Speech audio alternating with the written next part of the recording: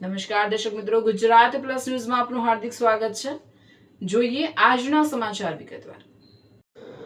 દેવગઢ બારિયા એપીએમસીમાં ચેરમેનની ચૂંટણી યોજાઈ। દેવગઢ બારિયા એપીએમસીમાં ચેરમેન પદની ચૂંટણીને લઈને છેલ્લા કેટલાક દિવસોથી અનેક અટકળો ચાલી રહી હતી।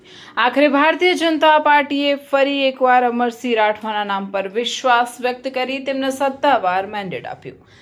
ચેરમેન પદ માટે યોજાયેલી ચૂંટણીમાં અમરસિંહ રાઠવા સિવાય અન્ય કોઈ ઉમેદવારે ઉમેદવારી નોંધાવી ન હતી।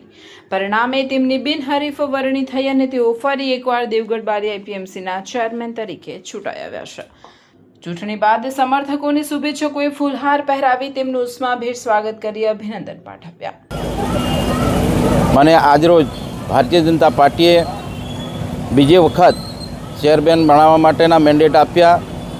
એ બદલ હું ભારતીય જનતા પાર્ટીનો ખૂબ ખૂબ આભાર માનું છું અને અમારી એપીએમસીનો વિકાસ અને મોદી સાહેબના જે સપના છે સૌનો સાથ સૌનો વિકાસ એને સાર્થક કરવા માટે અમારી ટીમ ડિરેક્ટરો સાથે ચેરમેન સાથે વાઇસ ચેરમેન સાથે અમે પરિપૂર્ણ કરશું એવી અમે બાંહેધરી આપીએ છીએ અને એ સાકાર કરી બતાવશું।